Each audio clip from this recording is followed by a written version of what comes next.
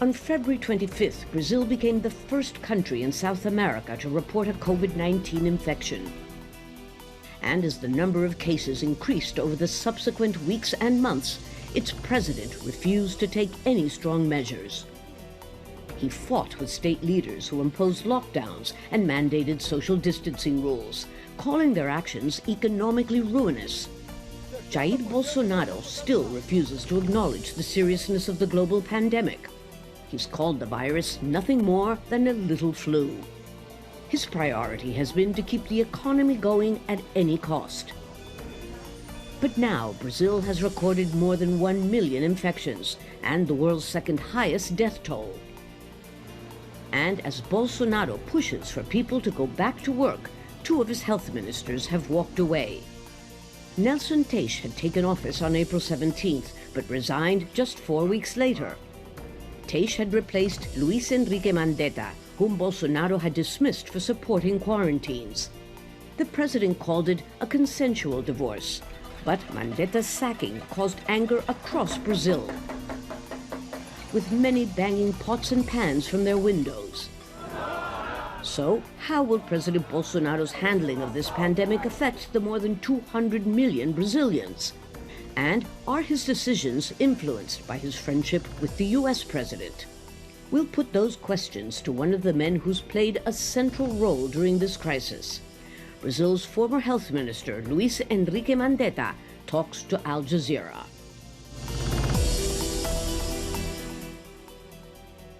Luiz Henrique Mandetta, thank you for being with us. You have said that a doctor never abandons his patient. So, assuming that Brazil is the patient, how would you describe its condition right now? Well, this patient called Brazil is a patient that I had the pleasure and honor to take care of him during the first 90 days of the coronavirus pandemic. As far as we were in charge, we were putting the system to go larger and larger so that we could check our people and guarantee that they would have a room to fight for life. And I think that the measures that we did in the beginning till the time that we were there are still the ones that are keeping this system alive, although the patient is suffering from transparency on its numbers and how the press can make the cover of the numbers and really inform the people. So I think that we are in the middle of the pandemic season. We have a country that is really a continent, and we have some cities that really went through the problem, ones in the middle time and other ones that didn't start yet. So I think that we'll go till September struggling with that. So from what you're saying, it sounds like the number of cases, which is already incredibly large, is even bigger than what is being reported. Is that correct? Well, I think that the number of cases are smaller than they are because we didn't have the chance to have enough tests to check the whole population as we should have done, because the first world countries like the United States and Europe, they really went into the market in the beginning and they bought everything. And we didn't have anybody to really make a difference on putting some tests equally for the different countries. So I think that we have more cases, but the number of deaths, this is more possible than real. So I think that we are coming to 1 million cases tested on PCR-RT, and we have something around 45,000 deaths.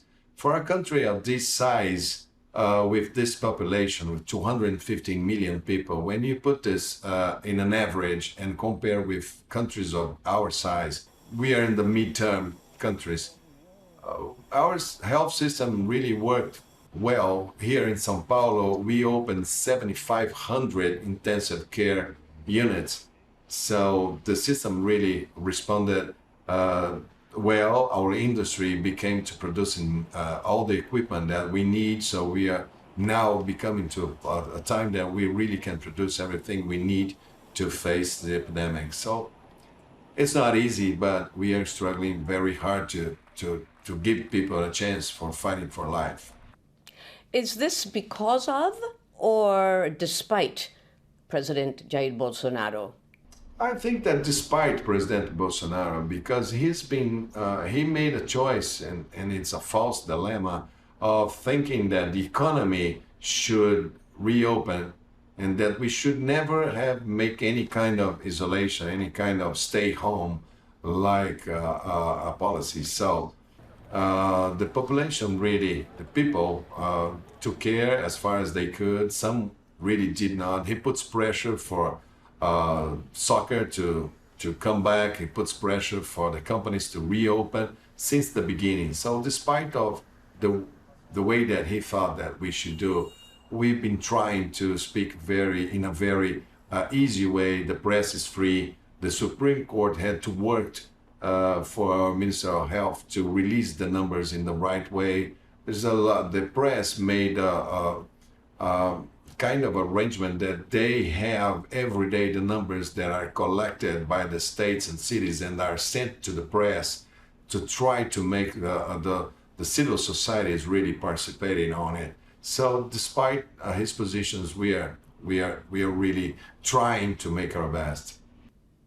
Well, the president accused you, first of all, of spreading panic throughout Brazil. You said you were a very good communicator. You spread panic. And he also says that you manipulated and exaggerated the figures of the number of the people who were infected by COVID-19. How do you respond to that? Well, I really didn't think that it was necessary to respond. I think that it's so small in front of the cases of all the victims that are and the numbers that are all around.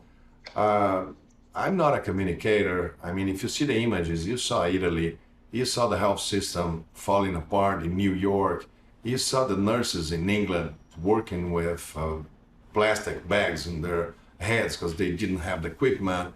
I mean, it's just someone trying to say something to try to put a political blame on somebody else. First, he tried to blame it on China. Then people said, oh, China is paying for the whole business around here. You shall not do. So the Chinese ambassador really complained. So he stopped complaining on China. Then he complained and put the blame on the World Health Organization. Then they said, well, that's the diplomacy for health. You buy some medicines very well from the World Health Organization. Brazil is one of the proponents of its creation years ago, so he stopped on this. It was too far. So then he decided to blame it on me. It's okay to blame it on me as long as it doesn't make any more damage in the president. It's okay to blame it on me. I don't care. I did what I thought that my values were supposed to be done, how I was taught by the people that I worked with. We only said the truth. The numbers were there to everybody for the free society, and it was it. It's a shame, but it's history will tell. You mentioned the WHO. President Bolsonaro wants to remove Brazil from the WHO, and so I wonder, you who worked with him so closely, how much of his decisions do you think are influenced by his friend, President Donald Trump of the United States? Yeah, I think that they're very close, and they try to follow Bolsonaro follows Trump, and it was automatic. Right in the next week that Trump said that, he started saying the same thing here. I don't think that he really thinks on doing that. Neither Trump thinks on doing that, because, you cannot be an island. The world will have to discuss new tools for the World Health Organization, remodel it, modernize it. But the countries that, if the countries are not sit on the same table to make this discussion, the ones that are not sit there will not be able to argue. So Brazil doesn't have the size of the United States to say that it's going to leave the World Health Organization and really do it. So I think it was just, just a political talk. So you don't think that they're going to go through with it? No, they will not. They will not. Trump has an election in this second semester.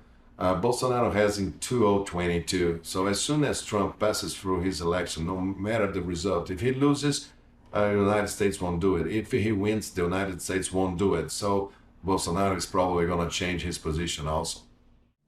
You know, I found it was very interesting when you, in your farewell letter after you were sacked by President Bolsonaro, you described him as extremely humanist. And I was wondering why you used that term to describe him, considering that the president, in your own words, gave more priority, more importance to the economy than to saving perhaps the lives of of other Brazilians. Well, there are so many things that I had to find ways to say. And this, calling him a humanist, if you read the Camus with his famous book, A Peste, I don't know how it's said in English, but The plague. the plague. You will see a time in the book where they say that the humanists always believe that the human are superior, that they are really going to win by the end. So it was, if you read The Plague, you understand why I call him a humanist. It was not as a good way of being someone in the middle of the plague. Not as a compliment, you mean? Not as a compliment. No, not at all. Well, now that you say this, you know, in Brazil, many like to say, and certainly President Bolsonaro says it often, he says that God is Brazilian and that the cure is right here.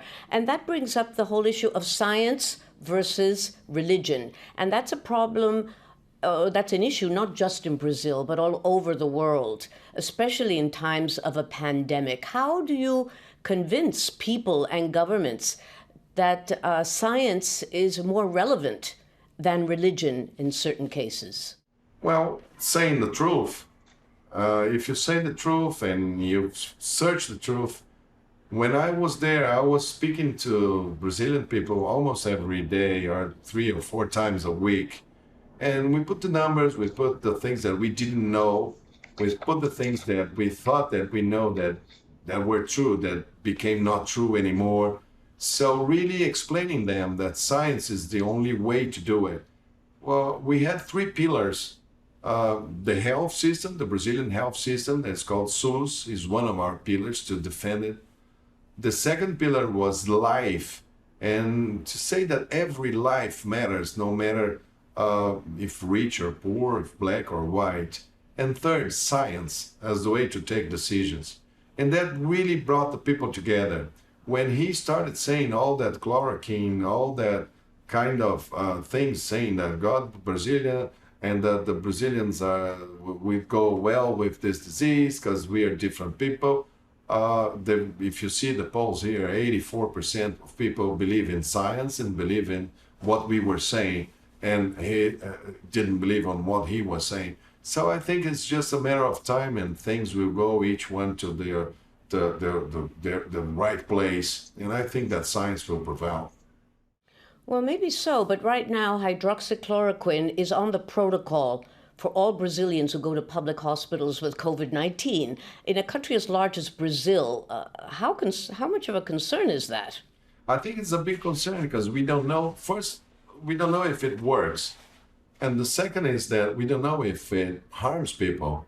I think that the Lancet and the World Health Organization made a mess with that paper that they released the paper, and 1 week later then they took the paper off because they didn't take the right measures to publish it. So now we're going to have to wait. But as soon as you come to a paper that really shows that it has no benefit, and what I'm worried is if it shows that it harms, that it brings more problems than solution, if it people die from stroke or heart attack, I think that we're going to have many people suing the government for doing that.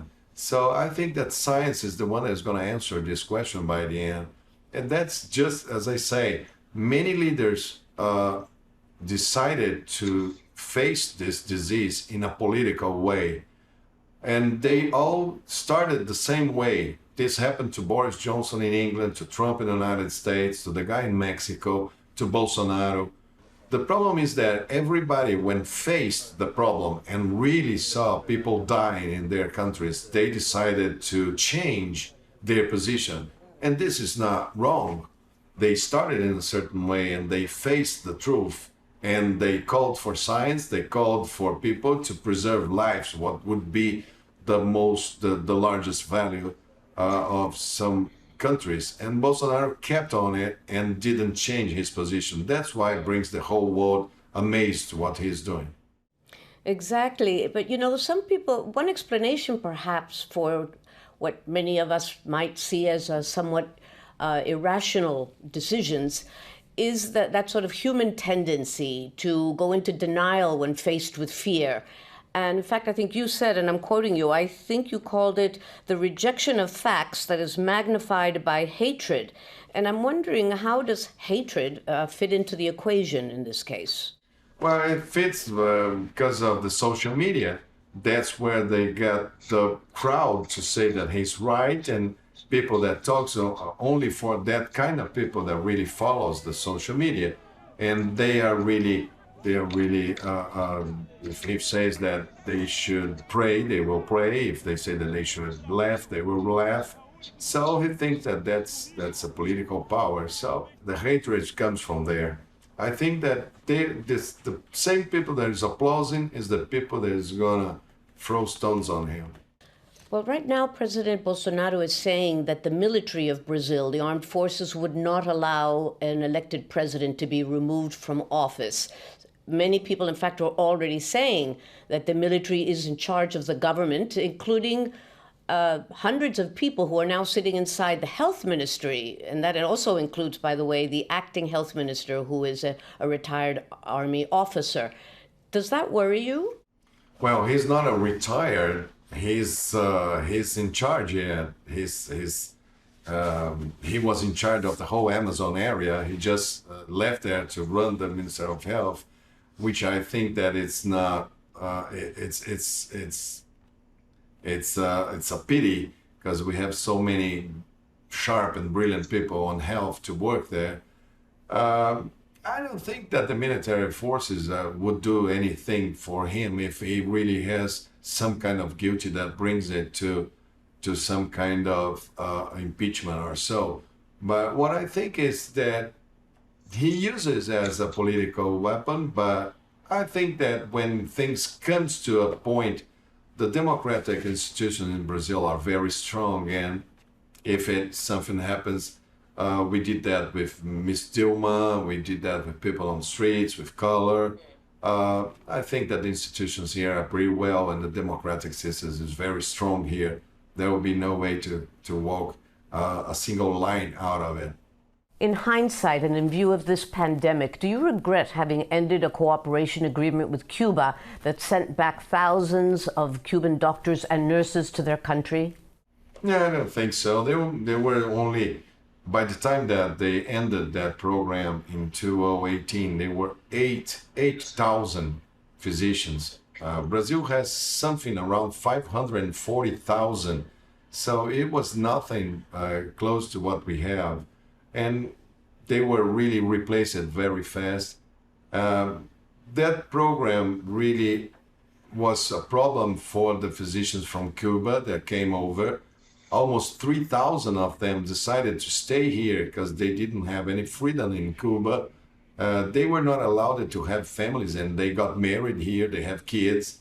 They are not allowed now to work because they would have to take tests to be recognized as physicians. That program really had some very deep problems with it that I think it was better to stop. And the Brazilian physicians really are taking care of it. Okay, now, well, you are writing a book right now, and about your time in the health ministry. What will your book reveal or tell us that we don't know at this point? The first reason I decided to write is because the last time that we had a situation like this in Brazil was 1917 in the Spanish flu. And we don't have many things written from that period of time. And I thought, can you imagine if something like this happens 100 years from now, and people would say, what were the big discussion that they were having how the health system worked by that time, what decisions did they take. There were so many things that we did that I decided to put it on the book. And you know, when you write a book, you have to write how were you surrounded by the power of the presidency and how the other ministers helped, how the press worked. So people have a lot of curiosity of how things work. So I think that the book will have two good points. The first one is to become a document from this time, the numbers, how we saw from the Brazilian perspective the world dealing with the disease and how things worked inside the power, inside the government here. And the way they work inside the government, if you had to give it a grade, what would you give it? Well, I'm not a teacher to give grades, but I know that you want to do this question. But I would say that there was a pretty good part of the government that really worked hard to help. And there was a part that was really lousy. So I would say 50% good, 50%. Well, from 0 to 10, I would give a 5 to the government. But some people had a grade 10 and some people had a grade 0. So individually, you have some people that really brought this average down. Mm-hmm. Well, finally, you know, when you left the ministry, your popularity was something like 76%, even higher than the now former Justice Minister Sergio Moro. I'm just wondering, since you are a politician as well as a doctor, would you perhaps be considering running for president? It's so far, it's until 2022 that we're going to have elections here. Mr. Moro is a close friend of mine. We've been chatting, we've been talking, and who knows what is going to happen in years to come. But I'm sure that I'm going to participate in the next elections as a citizen, saying everything that I always said, talking to people, but I really cannot imagine how things are going to be till then. I just hope that Brazil will be in a better shape, in a good health, so that we can have a democratic elections, make a very good discussion about things that we really need to work here.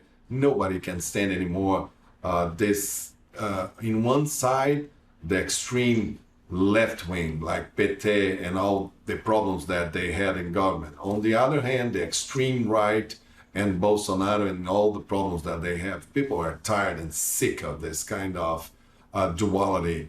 So I think that there's a room for the middle, for no polarization, for people that really wanted to take care and make a serious job. I hope that I can be in this field. Perhaps even as the president. Who knows? I'm more than 35 years old and I'm born in Brazil, so there are only the two conditions that you have to run for president. So I'm 55. I'm a grandfather of Gabriel. I have a wonderful family. I have a very nice, and I love my profession as a pediatric orthopedic surgeon. I really like to run health systems, run health hospital systems, so I can really help my country in many, many ways. I had invitations to stay in the United States when I was a fellow there, to work in other countries all around the world. But I always decided to come back here because I know that here you have so many work to be done. And my generation is now coming to a time that they would have to say what they think about the country. Luiz Henrique Mandetta, thank you so much for talking to Al Jazeera. I thank you very much for inviting me.